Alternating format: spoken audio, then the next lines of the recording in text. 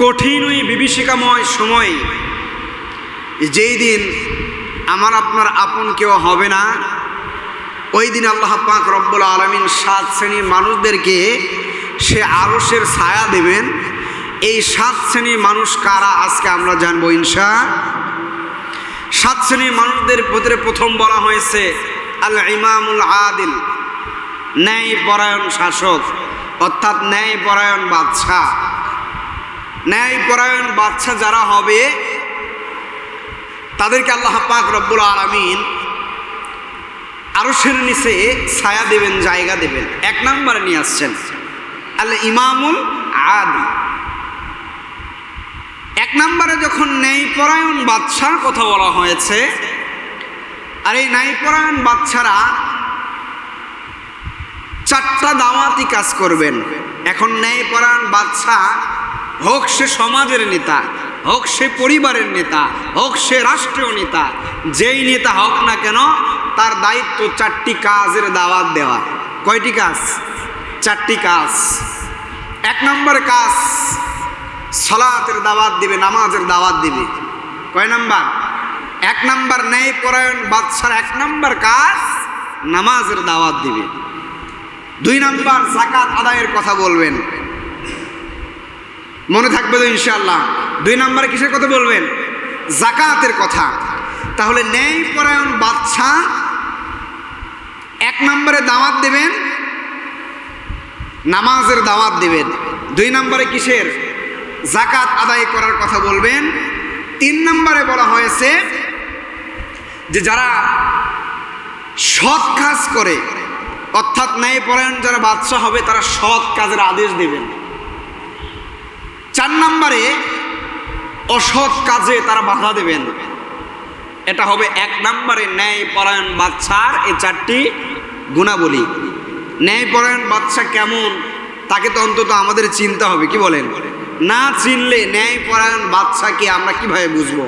সবাই তো অন্তত পক্ষে ভোটের আগে মাথায় টুপি লাগায়, মুখের দাড়িও দেখবেন কাটবে না, সাথে মনে ভুলে যায়, মোষটাও মনে হয় আমরা এখনো কেটে ফেলি না, এটাও মনে ভুলে যায়।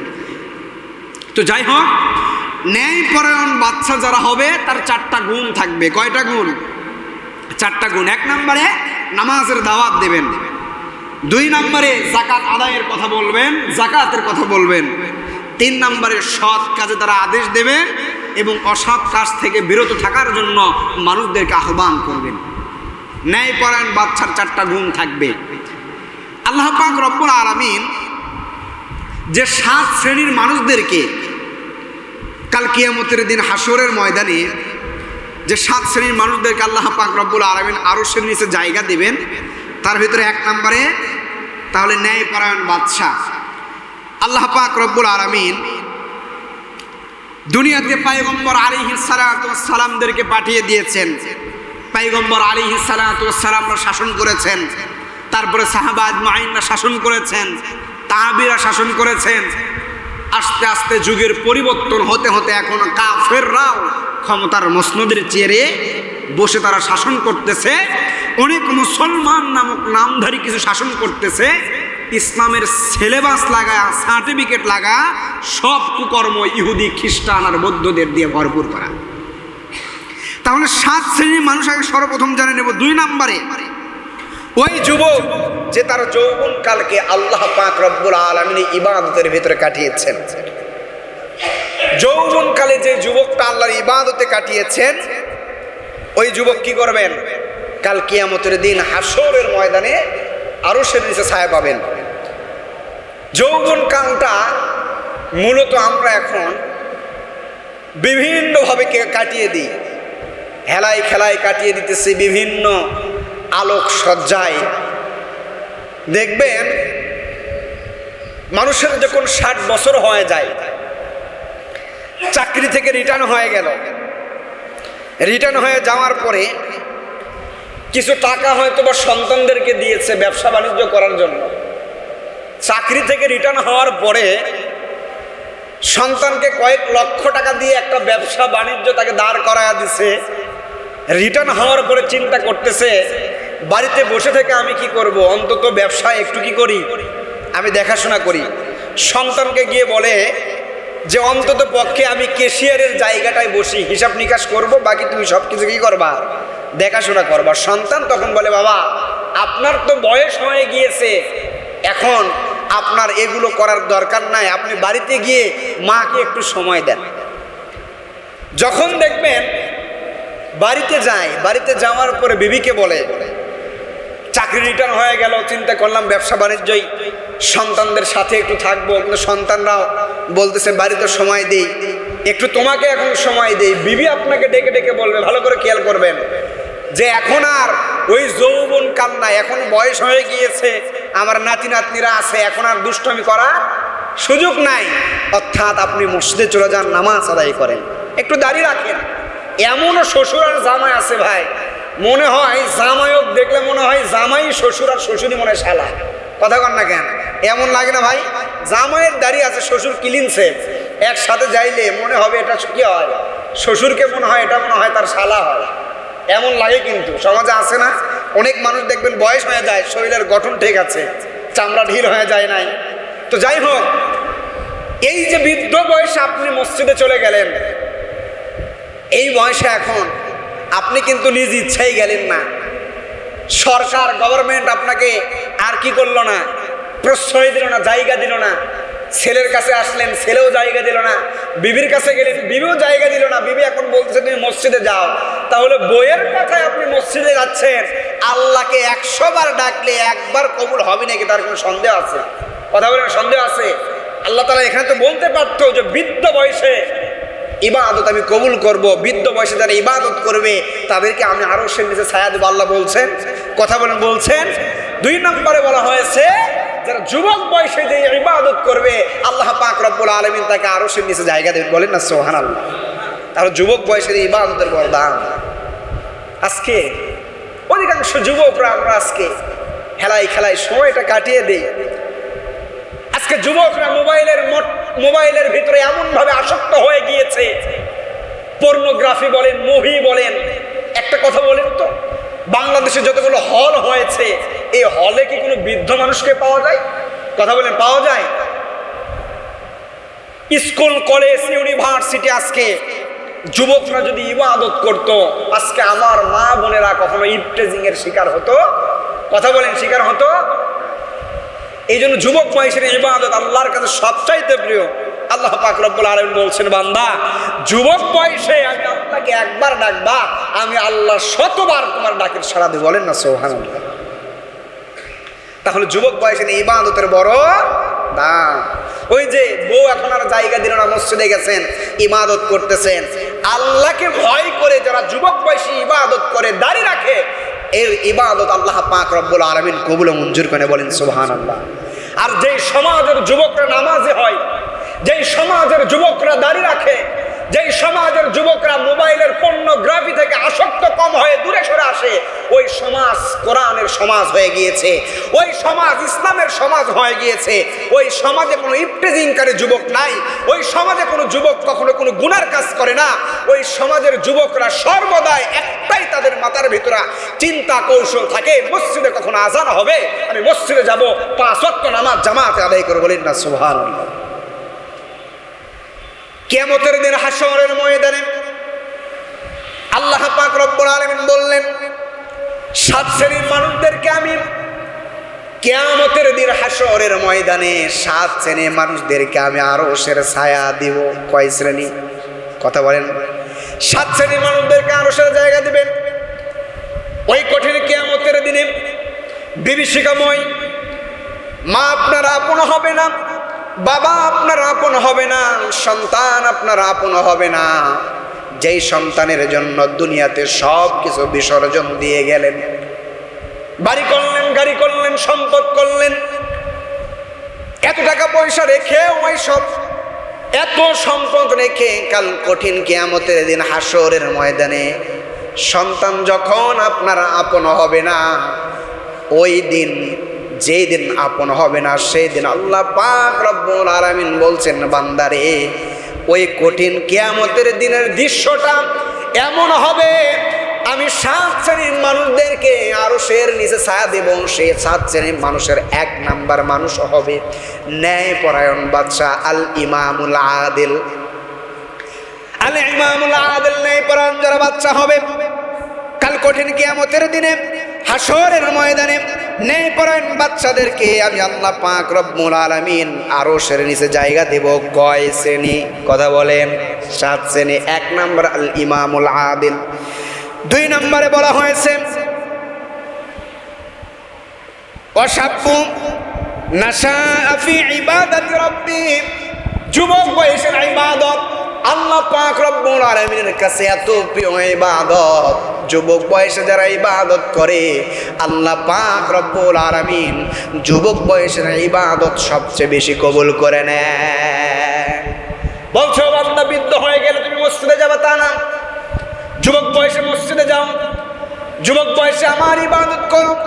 যুবক বয়সে আমি আল্লাহ পাক রব্বুল আলামিনকে বান্দা যখন ডাকবা, আমি আল্লাহ পাক রব্বুল আলামিন একবার ডাকলে আমি আল্লাহকে আমি শত শতবার তোমার ডাকের জবাব দিই।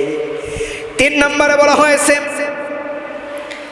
এমন নামাজি ব্যক্তি যার অন্তরে মসজিদের সব সময় চিন্তাধারা আছে, কখন আজান হবে, মসজিদে কখন আজান হয়ে যাবে। 3 নম্বরে এমন একজন ব্যক্তিকে আল্লাহ পাক রব্বুল আলামিন আরশের নিচে কিয়ামতের দিন ছায়া দিয়ে দিবেন।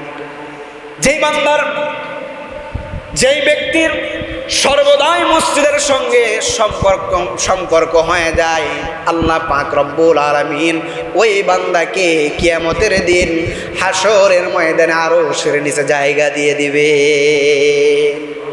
4 নম্বরে বলা হয়েছে এমন 2 ব্যক্তি যারা পরস্পরকে ভালোবাসে। আজকের যেমন যুবকদের ভালোবাসা, এমন 2 ব্যক্তি ভালো করে খেয়াল করবেন, এমন 2 ব্যক্তি যারা পরস্পরকে ভালোবাসে, আল্লাহর জন্য খারাপের কোনো কাজের ভিতরে তারা লিপ্ত হয়ে যায় না। এমন 4 নাম্বার ব্যক্তিকে আল্লাহ পাক রব্বুল আলামিন কিয়ামতের দিন আরশের নিচে জায়গা দেবে। আজকে প্রেমে আসক্ত যুবকরা, প্রেমে আসক্ত হয়ে গিয়ে এক পর্যায়ে খারাপ কাজ করে ফেলে, জিনা ব্যভিচারের ভিতরে লিপ্ত হয়ে যায়। আল্লাহ পাক রব্বুল আলামিন বলছেন, বান্দারে আমি আল্লাহর ভয়ে, প্রেমে তো হারাম রিলেশনে তুমি তো আসক্ত হয়ে গেলা, হারাম রিলেশনে আসক্ত হয়ে যাওয়ার পরে জিনার মতো এত বড় একটা গুনার কাজ করে ফেললা, ব্যভিচার করতেছো। বান্দা আমি আল্লাহকে ভয় করে পরস্পর আরেকজনের উপরে আসক্ত না হয়ে আমি আল্লাহর উপরে যেই বান্দা আসক্ত হতে পারবে, আল্লাহর ভয় থাকবে, আমি ওই বান্দাকে কিয়ামতের দিন হাসরের ময়দানে আরশের নিচে ছায়া দিব। 5 নম্বরে বলা হয়েছে যে ব্যক্তি যাকে উচ্চ বংশীয় কোন রূপসী সুন্দরী রমণী তার সাথে মিলিত হওয়ার জন্য আহ্বান করে, কিন্তু সে যুবক এ কথা বলে রমণীর আহ্বানে প্রত্যাখ্যান করে যে আমি একমাত্র আল্লাহকে ভয় করি। অনেক মেয়েরা আছে না ভাই, অফার দেয়, অনেক ছেলেরা দেখবেন বিভিন্ন খারাপ কাজে আসক্ত হয়ে যায়। বর্তমান সমাজ খারাপই, জিনা ব্যভিচারে লিপ্ত হয়ে গিয়েছে। আল্লাহ পাক রব্বুল আলামিন এই কথাই বলছেন, অন্য কোন মহিলা তোমাকে তার কাছে যাওয়ার জন্য ডেকেছে, কিন্তু আল্লাহকে ভয় করি বলে তার ডাকে না সাড়া দিয়ে প্রত্যাখ্যান করে আল্লাহকে ভয় করি বলে কথার উপরে অটলতা থাকলা বান্দা, আমি আল্লাহ পাক রব্বুল আলামিন জানিয়ে দিলাম এর প্রতিদান কিয়ামতের দিন তোমার মাথার উপরে, 1 হাত মাথার উপরে যখন সূর্যটা উঠে আসবে, ওই কঠিন মুহূর্তে বিভীষিকাময় সময়ে আমি আরশের নিচে বান্দা তোমার জায়গা করে দিব।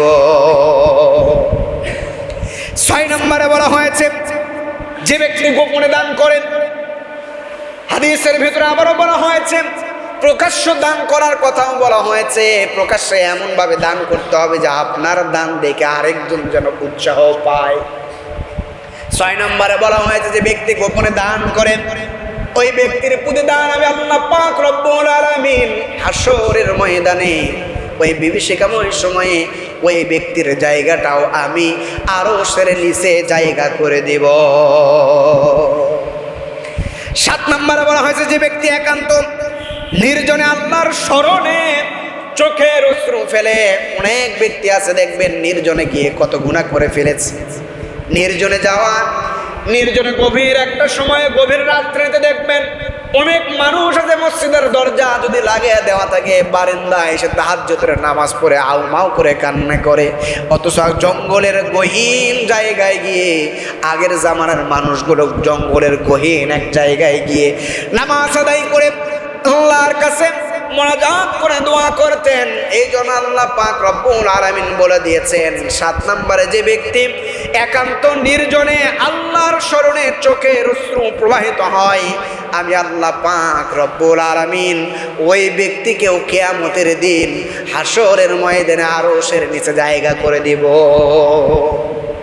সহিহ বুখারী 660 নম্বর হাদিস। আল্লাহ পাক রব্বুল আলামিন 7 শ্রেণীর মানুষদেরকে আরশের নিচে জায়গা দিবেন। এবার আসুন 1 নম্বরে ন্যায়পরায়ণ বাদশা। কয় নাম্বার মনে আছে? কথা বলেন, ন্যায়পরায়ণ বাদশা। আজকে সমাজে যদি ন্যায়পরায়ণ যদি আল ইমামুল আদেল যদি থাকতো, সমাজে কি চুরি হতো? কথা বলেন, চুরি হতো? সমাজে চুরি হতো নাকি? কথা বল না কেন? সমাজে চুরি হতো না, লুটপাট হতো না। এই যে আজকে বিশেষ করে আপনাদের শাহজাহানপুরে ইদানিং বেশি নিউজ পাওয়া যাইতেছে খুন আর গুম। কথা বলেন না কেন? কয়েকদিন পর পর শোনা যায় মাতলা অমুক ব্রিজের নিচে 2 জনকে কি করা হয়েছে? হত্যা করা হয়েছে। এমন নিউজ পাওয়া যাইতেছে না? কথা বলেন না কেন? নিউজ পাওয়া যাইতেছে না? সমাজে যখন আল ইমামুল আদেল ন্যায়পরায়ণ যখন বাদশা থাকবে, আমাদের আন্দোলন করার দরকার আছে। কথা বলে, আন্দোলন করার দরকার আছে। 24-এর যে গণঅভ্যুত্থান চলে গেল, যে আন্দোলন আমরা করলাম, আমার মনে হয় এই বাংলাদেশে যদি একজন ন্যায়পরায়ণ বাদশা থাকতো, আমাদের আন্দোলন করার কোনো দরকার ছিল? তাহলে আমাদের সর্বপ্রথম একজন ন্যায়পরায়ণ বাদশার, কথা বলে বাদশা, একজন ন্যায়পরায়ণ বাদশা চাইতে গেলে, পাইতে গেলে আমাদের ইসলামের পক্ষে কাজ করার দরকার। কথা বলেন না কেন? আমাদের ইসলামের জন্য কি করতে হবে? কাজ করতে হবে। আজকে ইহুদি খ্রিস্টানরা তাদের চক্রান্ত একটা, মুসলমানদেরকে ঐক্য হতে দিবে না। হাজার হাজার বিলিয়ন বিলিয়ন বিলিয়ন টাকা তারা খরচ করে নষ্ট করে ফেলতেছে। আজকে যদি মুসলমানরা ঐক্য হয়ে যায়, আর মুসলমান যদি একবার ঐক্য হয়ে যায়, মুসলমানদের বিজয় কেউ আর ঠেকাইতে পারবে? এক সামান্য চরমোনায়ের পীর সাহেবের ঢাকাতে সোহরাউদ্দিনে এক সামান্য ছোট্ট একটা মনে করেছিল সমাবেশ হবে। ওই সমাবেশে যখন জামাত ইসলাম, খিলাফত, হেফাজত, চরমোনায় সবাই যখন একত্রিত হয়ে গিয়েছে, হারামখোরদের ঘুম হেরে গিয়েছে। কথা কন না কেন? হারামখোরদের কি হয়ে গেছে? ঘুম হারিয়ে গিয়েছে। আমি মনে করি ছোট্ট একটা সমাবেশ দেখে তো তোমাদের যদি ঘুম হারিয়ে যায়, তাহলে 19 তারিখের যে সমাবেশ হবে, এই সমাবেশ দেখে তোমাদের তো খাওয়াও বন্ধ হয়ে যাবে। কথা কন না কেন? খাওয়াও কি হয়ে যাবে? বন্ধ হয়ে যাবে। বিগত দিন আমরা জালিমরা ক্ষমতার মসনদের চেয়ারে বসে থাকতে আমরা যে ঢাকাতে সমাবেশ করেছি, মনে আছে কি? কথা বলেন, মনে আছে? সেই সমাবেশের চিত্র দেখে আজকে মানুষ এখনো অবাক হয়ে যায়।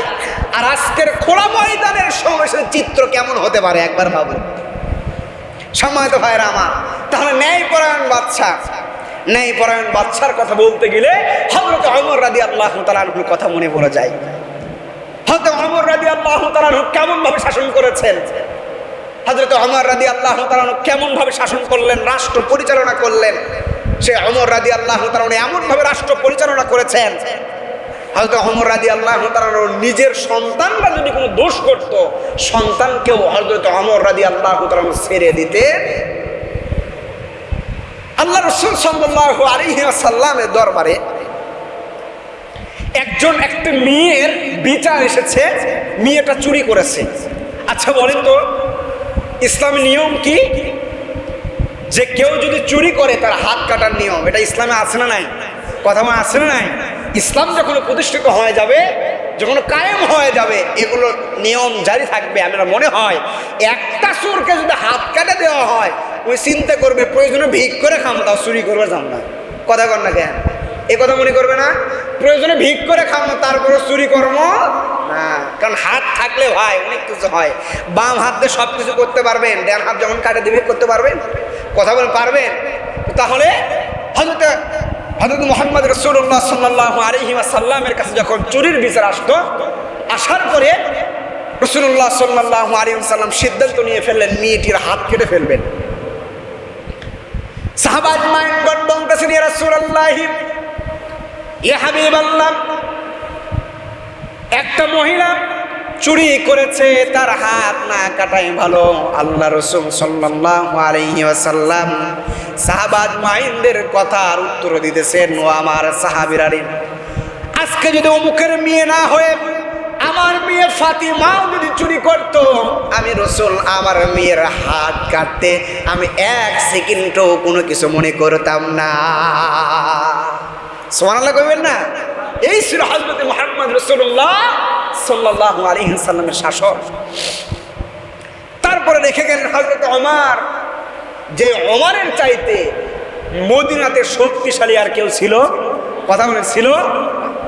হযরত ওমর রাদিয়াল্লাহু তাআলা আনহুর সন্তান একদিন দেখলেন সাহাবা আজমাইনরা লক্ষ্য করে যে হযরত ওমর রাদিয়াল্লাহু তাআলার সন্তানকে মসজিদের পিলিয়ারের সঙ্গে, অর্থাৎ মসজিদে নববীর পিলিয়ারের সঙ্গে এরকম করে বাঁধানো হয়, মানে বেঁধে রাখা হয়েছে। সাহাবা আজমাইনরা নামাজ শেষ করলেন, হযরত ওমর রাদিয়াল্লাহু তাআলা বললেন, আপনারা সবাই বসবেন, একটা বিচার আছে। কি আছে? একটা বিচার আছে। সাহাবা আজমাইনরা সবাই বসে বললেন, মসজিদ নববীর ভিতরে বিচার চলতেছে। হযরত ওমর রাদিয়াল্লাহু তাআলা সন্তানকে ডেকে ডেকে বলতেছে, সত্যি করে বলছে, তোমার মুখটা একটু খোলো। তো মুখ যখন খুললেন, তার মুখ থেকে মদের গন্ধ আসতেছে। কিসের গন্ধ? মদের গন্ধ। হযরত ওমর রাদিয়াল্লাহু তাআলা সন্তানকে বললেন, তুমি কি মদ পান করেছো? বলে, না আব্বা জান, আমি তো মদ পান করি নাই। বলে, তুমি কি পান করেছো? বলে, নাবিস, আমি নাবিস খেয়েছি। সৌদি আরবে দুধের ভিতরে কয়েকটি খুরমা রাখে তারা। এই খুরমা রাখার পরে, সারা রাত রাখার পরে সকালবেলায় দুধের রংটা লাল হয়ে যায়। এটা খেতে খুব সুস্বাদু। এটা সৌদি আরবে চলে, তারা খায়। তো এটাকে নাবিস বলা হয়। এই নাবিসটা আবার 3 দিন 4 দিন রাখলে এটা খেয়ে মাতাল হয়, তারির মতো হয়ে যায়। কিসের মতো হয়ে যায়? তারির মতো হয়ে যায়। ফলে এটা নেশার মতো একটা আসক্ত এসে যায়। এই নাবিস 4 দিন পরে হযরত ওমর রাদিয়াল্লাহু তাআলা সন্তান খেয়েছিলেন। কয়দিন পরে? ভালো করে খেয়াল করেন, ন্যায়পরায়ণ বাদশা কাকে বলে দেখেন। 4 দিন পরে হযরত ওমর রাদিয়াল্লাহু তাআলা সন্তান নাবিস খেয়েছে। খাওয়ার পরে মাতলামি শুরু হয়ে গিয়েছে। হযরত ওমর রাদিয়াল্লাহু টের পেয়ে বিচারের আওতায় তাকে কি করলেন? বিচারে কাঠগড়ায় নিজের সন্তানকে রাখলেন। বলেন না সুবহানাল্লাহ। নাবিস খেয়েছে নিজের সন্তান, 4 দিন পরে মাতলামো করতেছে, নিজের সন্তানকে হযরত ওমর রাদিয়াল্লাহু তাআলা কাঠগড়ায় দাঁড় করা বিচারের আওতায় নিয়ে আসলেন। আর আজকের নেতার সন্তানরা যদি ধর্ষণও করে, তারপরেও সেটা কি? কথা বলেন, চুপচাপ আছে না? আরে ভাই, নেতা কেন, নেতার চেলা চামচারাও যদি শয়তানি করে, দর্শন করে, ইফটাজিং করে। আর এখন তো চাঁদাবাজি এমন হয়ে গিয়েছে, চাঁদা তোলে পল্টনে, ভাগ হয় লন্ডনে। কথা কর না কেন? চাঁদা তোলে কোথায়? চাঁদা তোলে আজকাল দেখা যায় পল্টনে, আর ভাগ হইতেছে লন্ডনে। আফসোস, আজকে যাদেরকে আমরা চাঁদাবাজি বলে, সন্ত্রাসী বলে এক দলকে আমরা তাড়িয়ে দিলাম, আরেক দল এসে সেই জায়গায় আজকে বসে পড়েছে। বাংলাদেশের মুসলমান কিন্তু শিখে গিয়েছে, এই 24-এর গণ অভ্যুত্থান থেকে শিখে গিয়েছে আন্দোলন কিভাবে করতে হয় আর সন্ত্রাসীদেরকে কিভাবে তাড়িয়ে দিতে হয়। বাংলার যুবকরা এটা জেনে গিয়েছে। কথা বলেন ঠিক কিনা? এটা আর আমাদের সময় লাগবে না। মাত্র কয়েক দিনের ব্যবধানে 17 বছরের সাম্রাজ্য ভেঙে চুরমার হয়ে গিয়েছে, কয়েক দিনের ব্যবধানে। আর এখনো তারা তো সাম্রাজ্যের মসনদের চেয়ারে বসতেই পারে নাই। তাদের সাম্রাজ্যের এই চাঁদাবাজের চেয়ার ভাঙতে আমাদের কাছে 1 ঘন্টাও সময় লাগবে না। কথা বলেন না কেন? সম্মানিত ভাইয়েরা আমার, হযরত ওমর রাদিয়াল্লাহু তাআলা আনহু নিজের সন্তানকে কাঠগড়ায় দাঁড় করাইলেন, বিচারের আওতায় নিয়ে আসলেন। বিচারের আওতায় নিয়ে আসার পরে হযরত ওমর রাদিয়াল্লাহু তাআলা আনহু নিজের সন্তানকে ডেকে ডেকে বলতেছেন, তুমি কি মদ পান করেছো? এবার সন্তান ডেকে ডেকে বলে, না আব্বাজান, আমি তো মদ পান করি নাই, আমি নাবিস খেয়েছি। হযরত ওমর রাদিয়াল্লাহু তাআলা বলেন, নাবিস খেয়েছো, আমি বুঝতে পেরেছি। তাহলে সত্যি করে বলো, নাবিসটা তুমি কয়দিন পরে খেয়েছো? বলে 4 দিন পরে। 4 দিন পরে নাবিসটা খাওয়ার পরে নিজের সন্তানের একটু মাতলামি শুরু হয়ে গিয়েছিল। হযরত ওমর রাদিয়াল্লাহু তাআলা আনহু নিজের সন্তানের এমনভাবে বিচার করলেন, 80টা বেতের আঘাতের জন্য নিজের সন্তানকে কাঠ গড়ায় দাঁড় করাইলেন। জল্লাদকে ডেকে ডেকে বললেন, জল্লাদ রে, যাও গিয়ে সব চাইতে যে চাবুকটা বেশি শক্ত এবং মোটা, সে চাবুকটা নিয়ে আসো, আর একে 80টা বেত মারো। জল্লাদদের এমনিতে বডি দেখবেন এমন এমন বডি হয়। জল্লাদটা হযরত ওমর রাদিয়াল্লাহু তাআলার কথা মতো তাই করলেন, চাবুক নিয়ে আসলেন। চাবুক নিয়ে আসার পরে হযরত ওমর রাদিয়াল্লাহু তাআলার সন্তানকে 3টা যখন চাবুক মারলেন, মারার পরে হযরত ওমর রাদিয়াল্লাহু তাআলা এরকম করে জল্লাদকে এমন জোরে একটা থাপ্পড় দিলেন। থাপ্পড় দিয়ে জল্লাদকে বলতেছে, তুমি কি চাকরি বাঁচানোর জন্য তুমি কি আস্তে করে চাবুক? অথচ জল্লাদ কিন্তু তার নিজের যতগুলো শক্তি আছে সব শক্তি দিয়ে হযরত ওমর রাদিয়াল্লাহু তাআলার সন্তানকে চাবুক মারতেছিলেন। এবার চাবুকটা হযরত ওমর রাদিয়াল্লাহু তাআলা নিজেই হাতে নিলেন।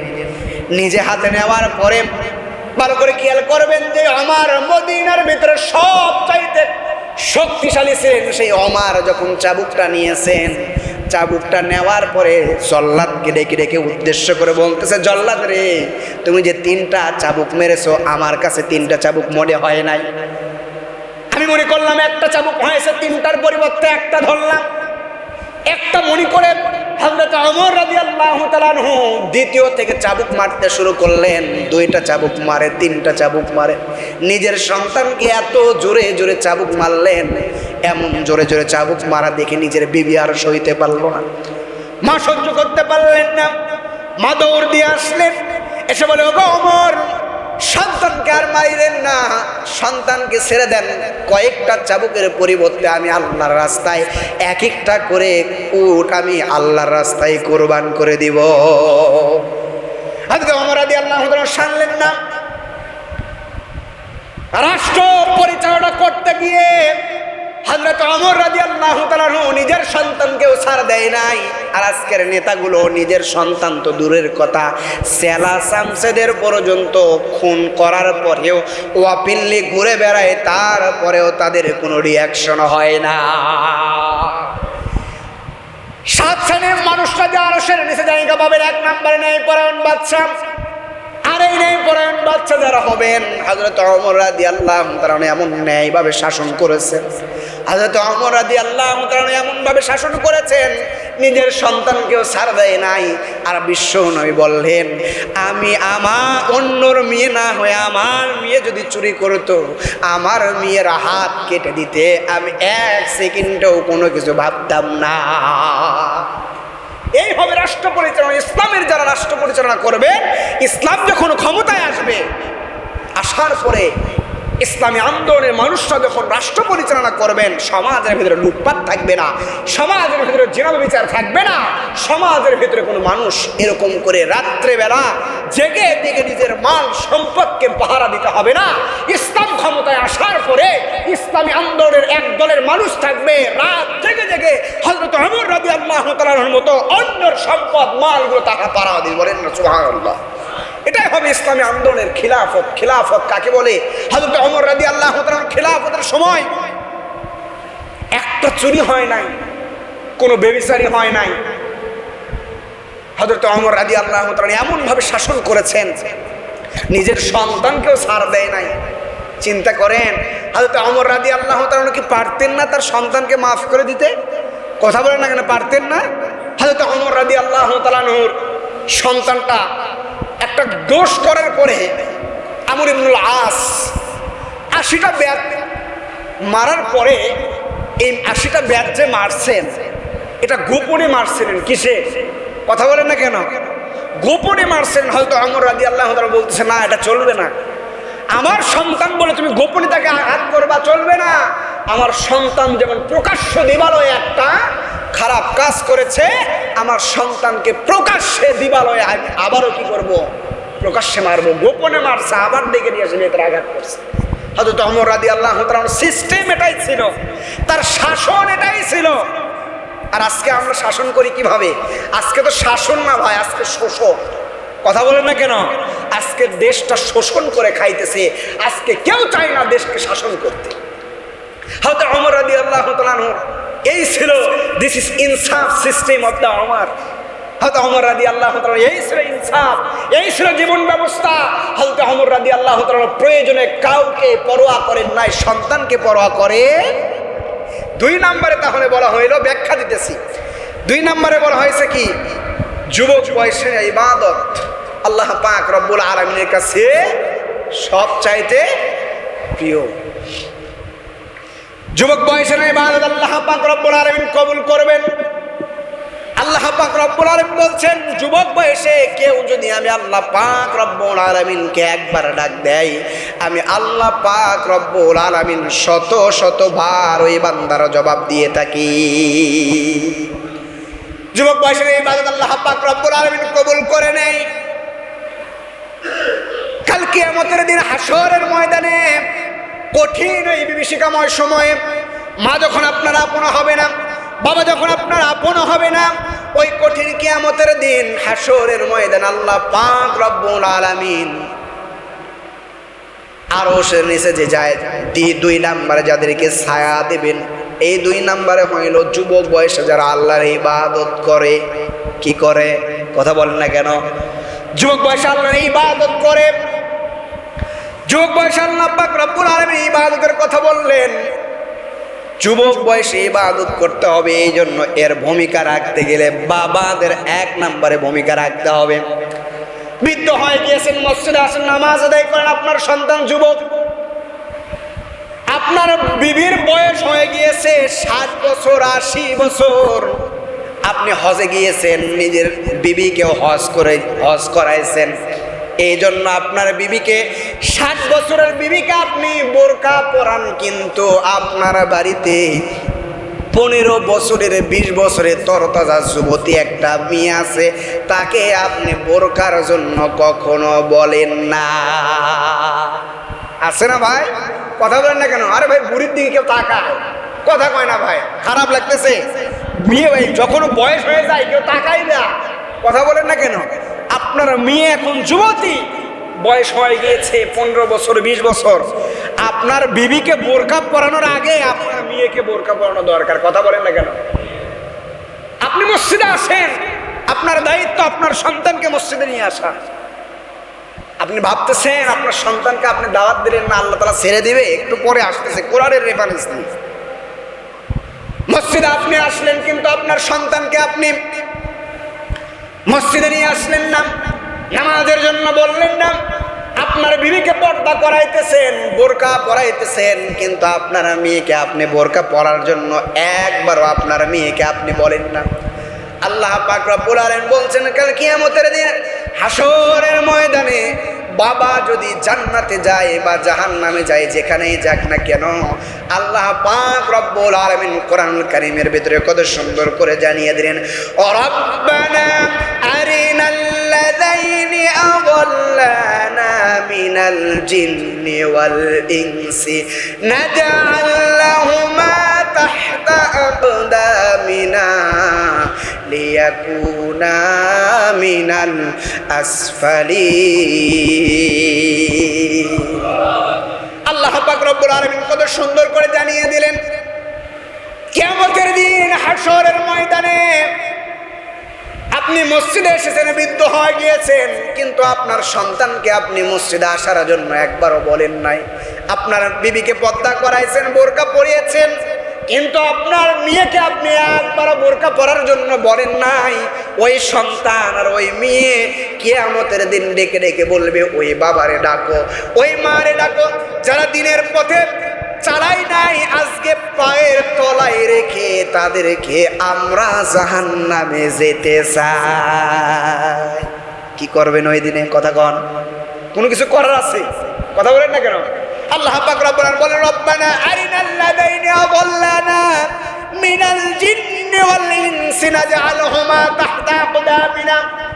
ওই সময় কঠিন কিয়ামতের দিনে সন্তানগুলো বলবে, ডাকো আমার মাকে, ডাকো আমার ওই বাবাকে, যারা দুনিয়াতে আমাদেরকে ইসলামের পথে চালাই নাই, যারা দুনিয়াতে থাকতে যখন আমরা যুবক ছিলাম তখন আমাদেরকে মসজিদে যাওয়ার জন্য আহ্বান করে নাই, ওই মা বাবার কে পায়ের নিচে রেখে আমরা জাহান্নামের ভিতরে যেতে চাই।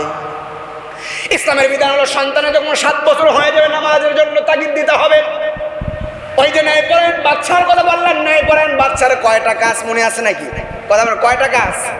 7টা কাজ ন্যায় পরায়ণ বাচ্চার। 1 নম্বরে আকিম সালাত, সালাতের কি করতে হবে? দাওয়াত দিতে হবে। আতু যাকাত, যাকাতের জন্য বলা হবে।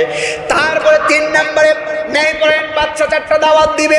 3 নম্বরে ন্যায় পরায়ণ বাচ্চারা দাওয়াত দিবে, সৎ কাজের জন্য দাওয়াত দিবে। আর 4 নম্বরে অসৎ কাজ যারা করবে তাদেরকে বিরত রাখার জন্য আপ্রায়ণ চেষ্টা করে যাবে একজন ন্যায় পরায়ণ বাচ্চা। আর আজকের বাচ্চারা ভাই, আজকের সমাজের শাসকরা নামাজই পড়ে না, কথা কয় না করে। আজকের সমাজের শাসকরা কি করে না? ন্যায় পরায়ণ শাসক বলতে এখানে উল্লেখ করা হয়েছে, হোক বা সে সমাজের নেতা, হোক বা সে রাষ্ট্রের নেতা, হোক না কেন সে যে জায়গার নেতা হোক না কেন, সমাজ, রাষ্ট্র, পরিবার যেখানে বলেন না কেন, একজন রাষ্ট্রের অধীনে একজন নেতার কাজ 4টা কাজ করতে হবে। নামাজের দাওয়াত দিতে হবে, যাকাতের কথা বলতে হবে, সৎ কাজের আদেশ দিতে হবে, অসৎ কাজে বাধা দিতে হবে। এটা হবে এক ন্যায় পরায়ণ বাচ্চার গুণাবলী। তাহলে যুবক বয়সের ইবাদত আল্লাহ পাক রব্বুল আলামিন কবুল করে নেয়। যুবক বয়সে এই জন্য বেশি বেশি করে ইবাদত করতে হবে। আল্লাহ পাক রব্বুল আলামিন যুবক বয়সের ইবাদত বড় দামি, আল্লাহ পাক রব্বুল আলামিন কবুল করে নেয়। যুবক বয়সের ইবাদত আল্লাহ পাক রব্বুল আলামিন কবুল করে নেয়। যুবক বয়সে আমরা যত ইবাদত করব আল্লাহ পাক রব্বুল আলামিন বলছেন, বান্দারে দ্বিগুণ সওয়াব আমি আল্লাহ তোমার আমল নামায় লিখে দিব। আল্লাহ পাক রব্বুল আলামিন বান্দাদেরকে দুনিয়াতে পাঠিয়ে দিয়েছেন একমাত্র তার ইবাদতের জন্য। আল্লাহ পাক রব্বুল আলামিন দুনিয়াতে পাঠিয়ে দিলেন, কবরের নিচে গেলে কয়টা প্রশ্ন করা হবে সেই সব প্রশ্নের সওয়ালের জবাব আল্লাহ পাক রব্বুল আলামিন জানিয়ে দিলেন। এই যে গতকাল এসএসসির দেখেন আমার যুবক ভাইদের রেজাল্ট প্রকাশ হয়ে গিয়েছে। যদি কোনো ভাইয়েরা এই পরীক্ষায় কোন প্রশ্ন থাকতো যারা জানতো, তাহলে জিপিএ পায়, সবাই পায় তো, গোল্ডেন এ প্লাস পায় তো, কথা বলেন না কেন? পরীক্ষার রেজাল্টের জন্য চিন্তা করতে হতো না। পরীক্ষার প্রশ্ন ফাঁস হয়ে গিয়েছে, অন্তত পক্ষে আমি গোল্ডেন না পাইলে এ প্লাস পাবো, এটা আমাদের একটা ধারণা থাকার কথা ছিল। একজন গবের ছাত্র অন্তত পক্ষে সবগুলো কভার করে গিয়ে লিখে আসতো। কিন্তু একটা আতঙ্কের ভিতরে থাকে, না জানি বইয়ের ভিতর থেকে কোন প্রশ্ন না জানি আসে, কোনটা আমাকে লিখতে হয় জানে না। আল্লাহ পাক রব্বুল আলামিন বলেন, বান্দারে আতঙ্ক হওয়ার দরকার নাই, আতঙ্ক হওয়ার দরকার নাই। তুমি যখন মৃত্যুর পরে কবরের প্রথম ধাপ যাবা, ওই প্রথম ধাপে তোমাকে 3টা প্রশ্ন করা হবে। 3টা প্রশ্ন আমি তোমাদেরকে জানিয়ে দিয়ে গেলাম। এই 3টা প্রশ্ন বান্দা তুমি কি করলে দিতে পারবা, আমি আল্লাহ পাক রব্বুল আলামিন কোরআনুল কারীমের ভিতরে এটাও জানিয়ে দিয়েছি। আমার ভাইরা, আমার বন্ধুরা, আমার 2 নম্বরে যে যুবক বয়সের ইবাদতের কথা বললাম, সন্তান না বলবে রব্বানা আরিনাল্লাযাইনি আযাল্লানা মিনাল জিন্নি ওয়াল ইনস নাজআলহুমা তাহতা আকদামিনা লিয়াকুনা মিনাল আসফালিন। সন্তানরা বলবে, ওই বাবাকে ডাকো, ওই মাকে ডাকো, দুনিয়াতে আমাদেরকে ইসলামের জন্য বলে নাই, নামাজের জন্য বলে নাই, ওই মা বাবাকে পায়ের নিচে রেখে আমরা জাহান্নামের ভিতরে যেতে চাই। এমন মা বাবা হইন না, এমন মা বাবা হইন না। আমার বৃদ্ধ বাবাদেরকে ডেকে ডেকে বলবো, মসজিদে যখন আপনি আসবেন, আপনার সন্তান যুবক, আপনার সন্তানকে আপনি তুলে নিয়ে আসবেন। 7 বছর বয়স থেকে নামাজের তাগিদ দেওয়ার কথা বলা হয়েছে।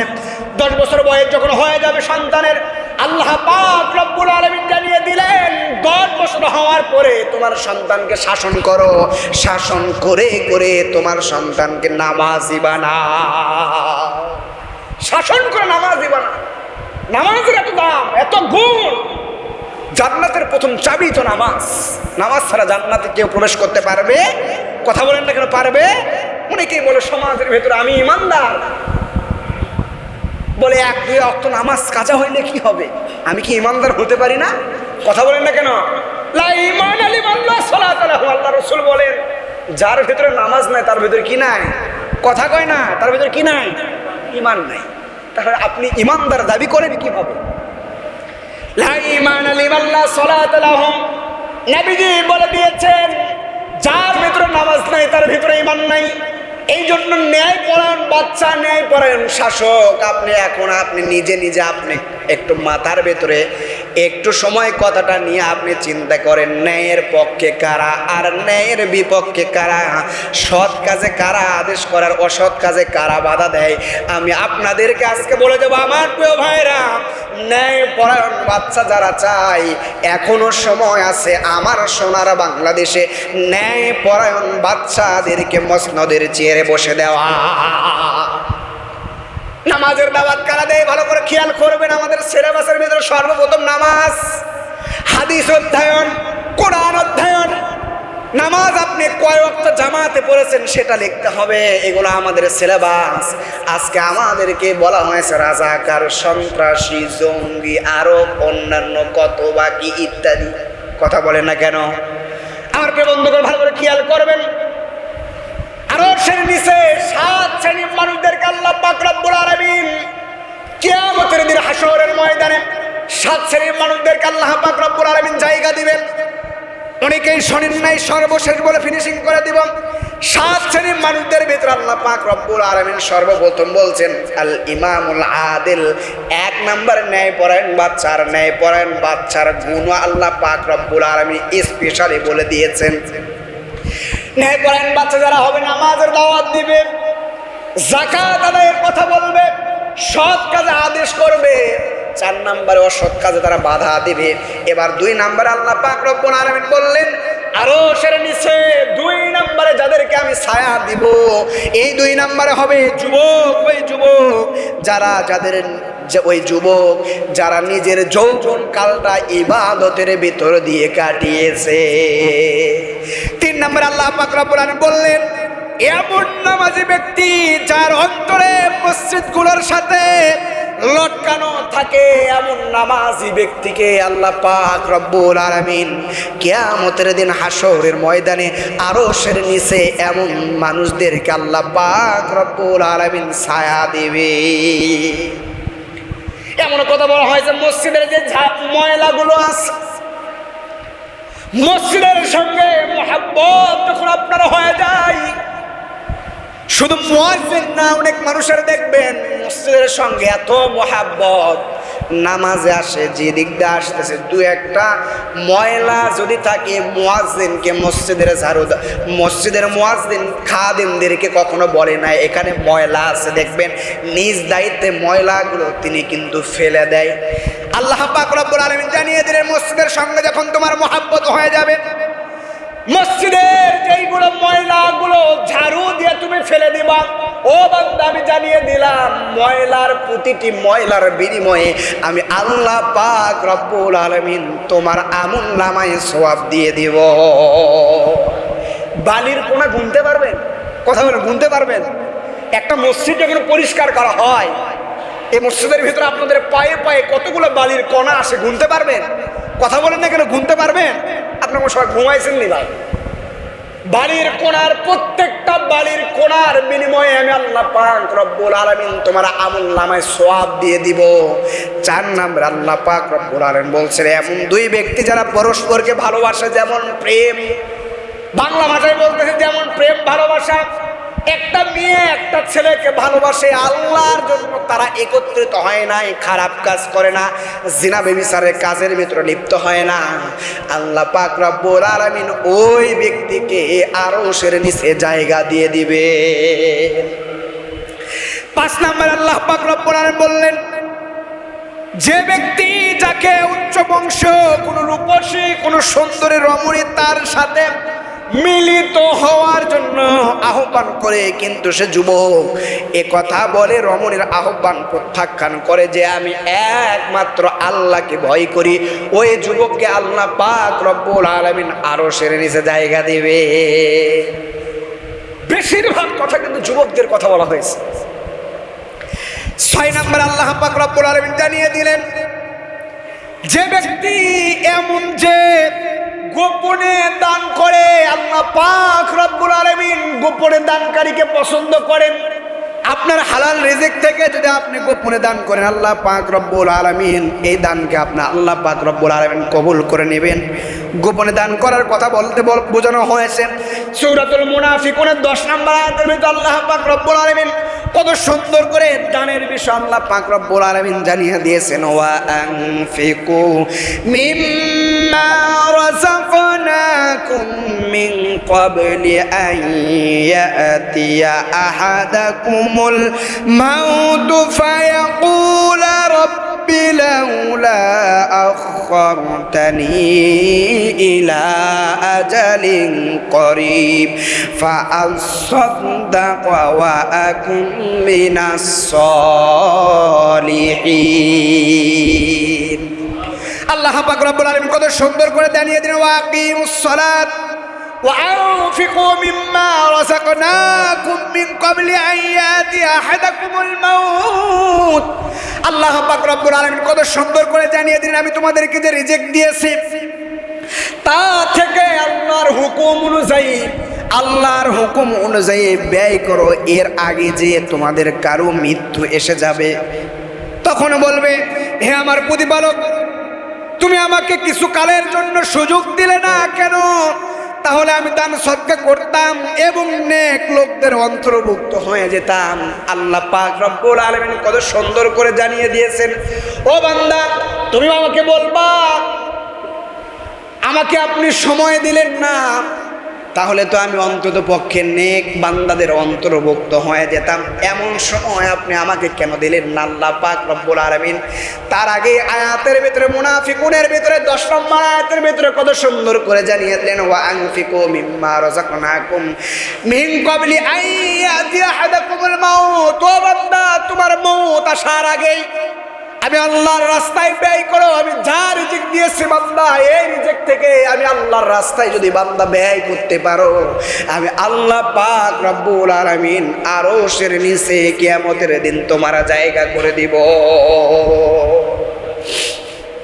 7 নম্বরে বলা হয়েছে, যে ব্যক্তি একমাত্র নির্জনে আল্লাহর স্মরণে চোখের অশ্রু প্রবাহিত করে, আল্লাহর স্মরণে নির্জনে গিয়ে আপনি চোখের অশ্রু ধরাইবেন। আল্লাহ, দুনিয়াতে কত গুনাহ করে ফেলেছি, জানা অজানা কত গুনাহ আমি করলাম। ওগো রব, আপনি আমার সব গুনাহগুলো আপনি মাফ করে দেন। আল্লাহ পাক রব্বুল আলামিন বললেন, বান্দারে, এইরকম গোপনে অশ্রু যারা ফেলে, আমি আল্লাহ পাক রব্বুল আলামিন জানিয়ে দিলাম, বান্দা, গোপনে যারা অশ্রু ফেলে, আমি আল্লাহ পাক রব্বুল আলামিন তাদের চোখের পানি গড়ার আগেই পড়ার আগেই তার গুনাহ তো আমি মাফ করে দিই। এবং কিয়ামতের দিন হাসরের ময়দানে 7 নম্বরে বললেন, তাদেরকে আমি আরশের নিচে জায়গা করায়া দিব। আল্লাহ পাক রব্বুল আলামিন এইগুলো কথা নিয়ে আসলেন সহিহ বুখারীর 660 নম্বর হাদিস। তাহলে আমাদের সর্বদাই আমাদের একটা কাজ, 1 নম্বরে তাহলে যে 7 শ্রেণীর মানুষদেরকে আল্লাহ পাক রব্বুল আলামিন আরশের নিচে জায়গা দিবেন, 1 নম্বরে কার্যকরী আমাদের যদি করতে পারি, বাকি 6টা আমরা ইনশাআল্লাহ করতে পারবো ইনশাআল্লাহ। 1 নম্বরে কি বললেন? ন্যায়পরায়ণ বাদশা। কি বললেন? কথা বলেন না কেন? আল ইমামুল আদিল, ন্যায়পরায়ণ বাদশার কথা বললেন। হযরত ওমর রাদিয়াল্লাহু তাআলা এমন একজন ন্যায়পরায়ণ বাদশা ছিলেন, তার জামানায় সন্তান বিবি কাউকে তিনি ছাড় দেয় নাই। অর্থাৎ হযরত ওমর রাদিয়াল্লাহু তাআলার কাছে যেটা দোষ ছিল, এই দোষের কোনো মাফ, কথা বলেন, মাফ নাই। এই জন্য সর্বদাই ইসলামের জন্য আমাদের কাজ করতে হবে, ইসলামী আন্দোলনের জন্য আমাদের কাজ করতে হবে। আমাদের প্রত্যেকটা মুসলমানদের জন্য আমাদের প্রত্যেকজন ইসলামের উপরে আমাদের ভূমিকা আছে কিছু, এই ভূমিকাগুলো আমাদের অর্জন করতে হবে, রাখতে হবে।